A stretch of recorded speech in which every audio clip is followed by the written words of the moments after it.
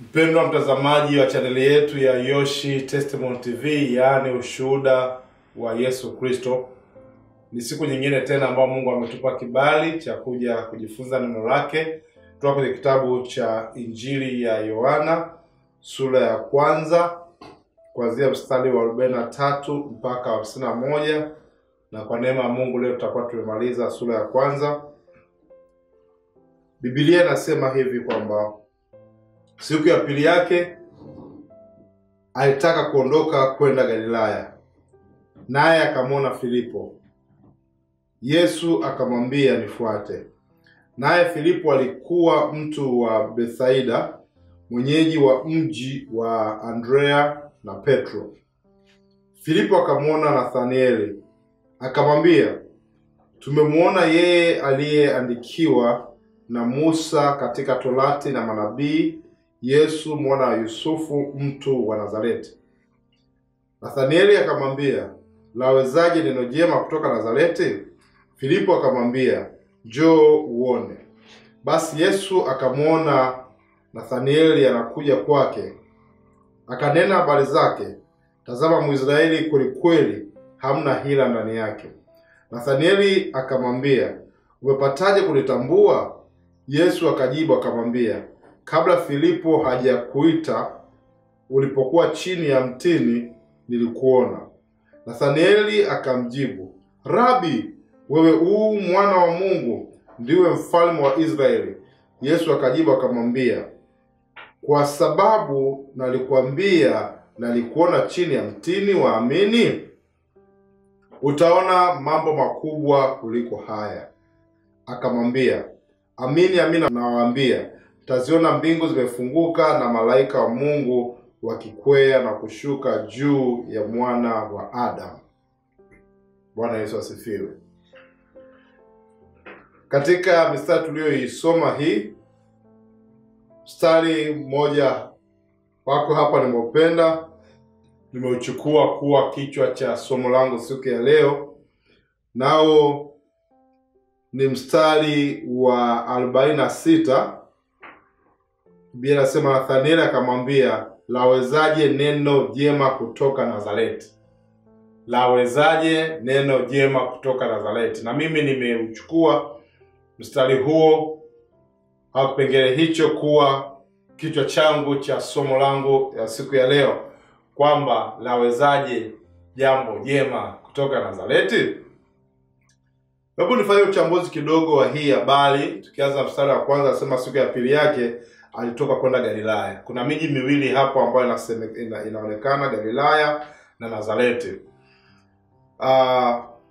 Galilaya ni mji mkubwa ambao ndani yake kuna mji mdogo unaitwa Nazareti. Unaweza kuona habari hiyo kutoka kwenye kitabu cha Luka 2 mstari wa 3, pale ambapo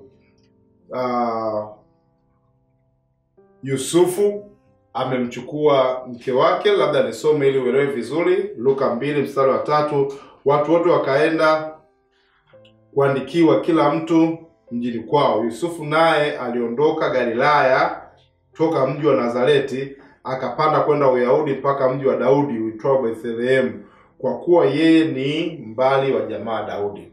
Kwa hiyo unakuja kuona kwamba Yusufu alikuwa anaishi Galilaya katika mji wa Nazareti, lakini mji wake ambao alikuwa amezaliwa au ametokea origin yake ilikuwa ni Bethlehemu. Kwa hiyo Yusufu alikuwa ametoka ukoo wa Daudi. Ndio maana tunamuita Yesu mwana wa Daudi, kwa sababu ya undugu na uunganiko wa Daudi pamoja na Yusufu. Lakini habari hii kwamba Yesu baada ya hapo, tunafahamu baada ya kuzaliwa Bethlehemu walikimbia Misri, lakini baada ya kutoka Misri wakarudi kukaa katika mji wao wa Galilaya.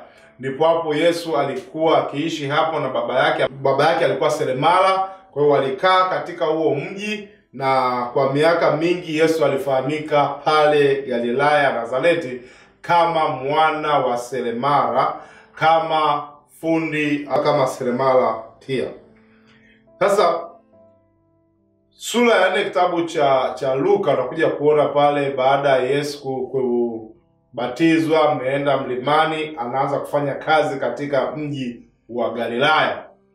Na hapo sasa ndipo ambapo ukiunganisha hii habari kwenye hii habari kitabu cha Yohana 1:43 anasema siku ya pili yake alitaka kuondoka kwenda Galilaya naye akamwona Filipo. Ina maana ni kuunganisha hizi habari mbili.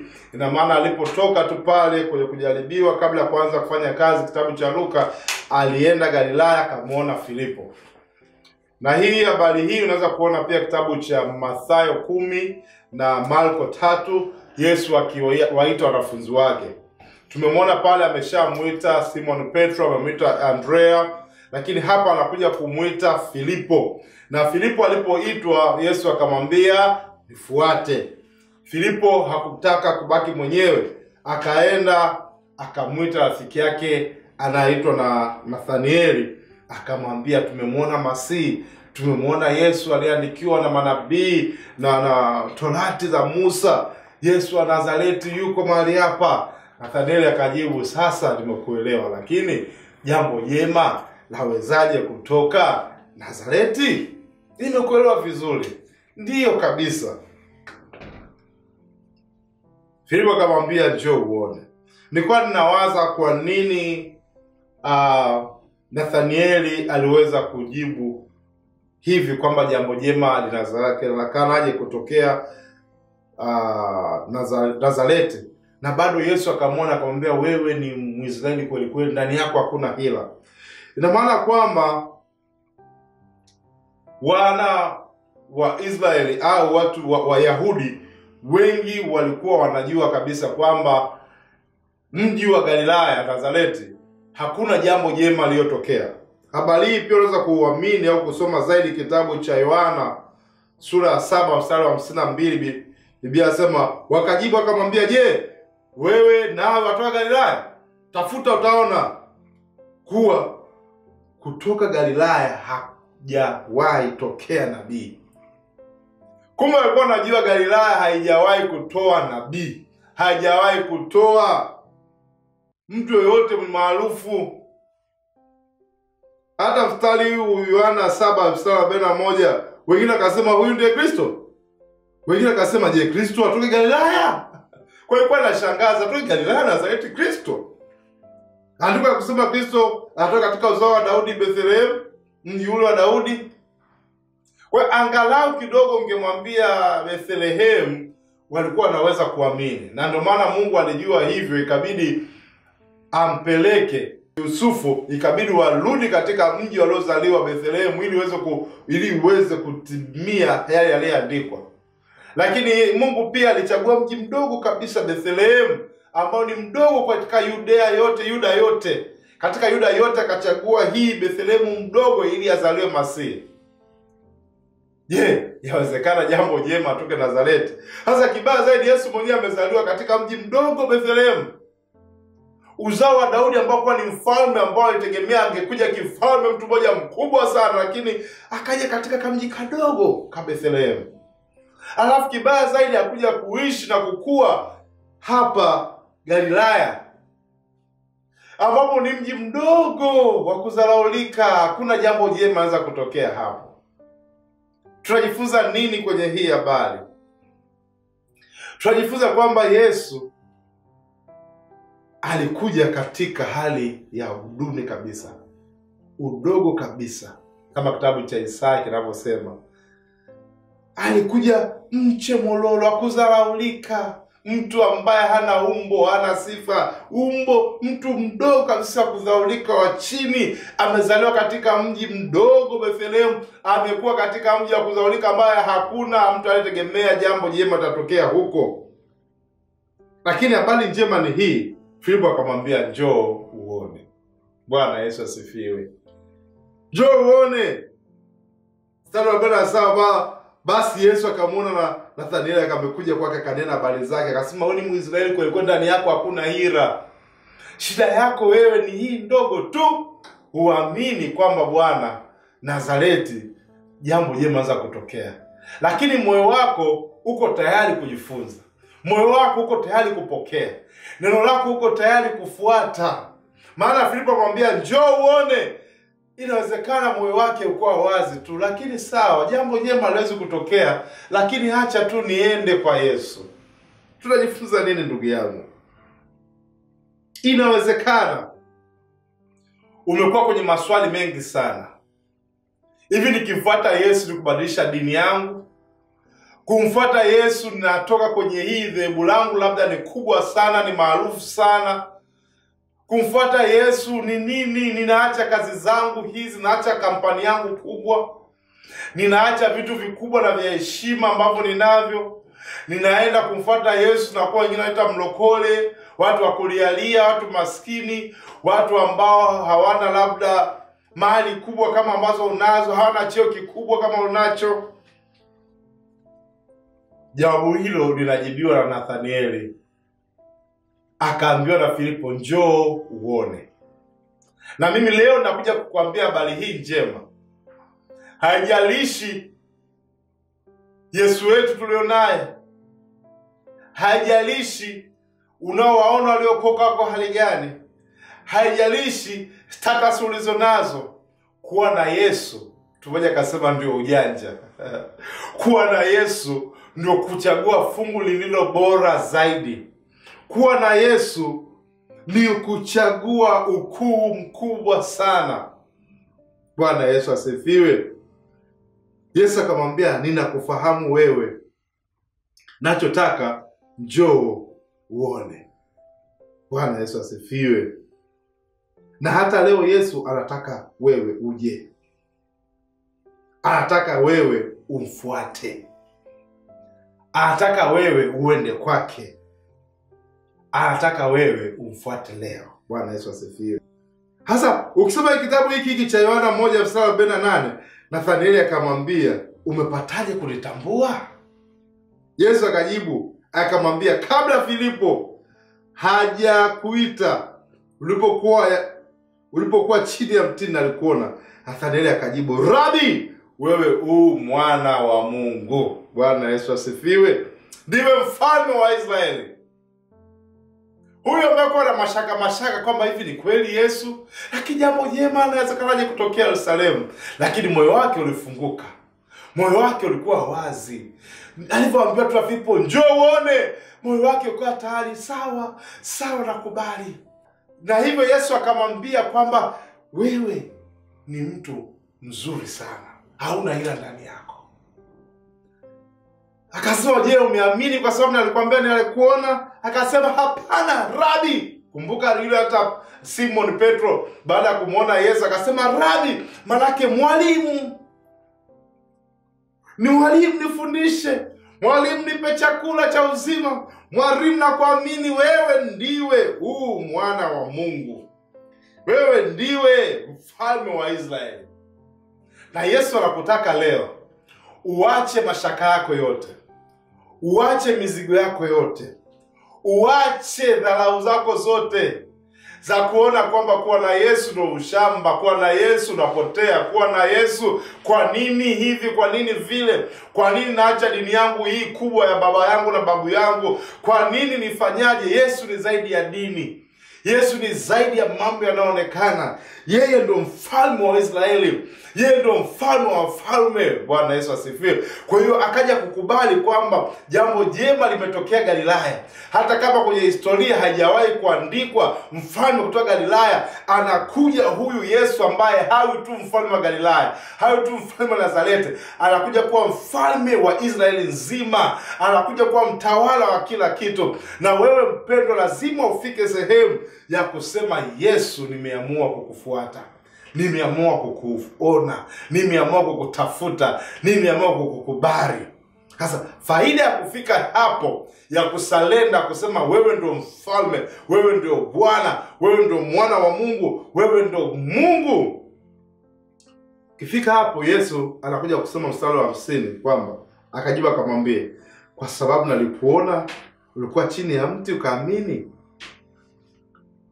Naweza akasema hapana Yesu, ninakuamini wewe ni mfalme mwana wa Mungu. Yesu akajibu akamwambia utaona mambo makubwa kuliko haya. Bwana Yesu asifiwe. Ina maana gani?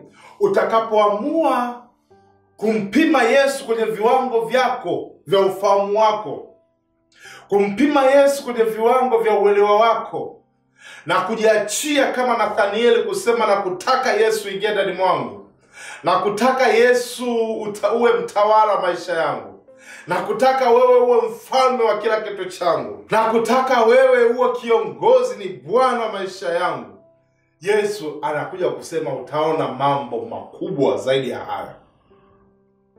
Kitabu cha Mithali 3:5 ananiambia, mtumaini Bwana kwa moyo wako wote, wala usizitegemee akili zako mwenyewe.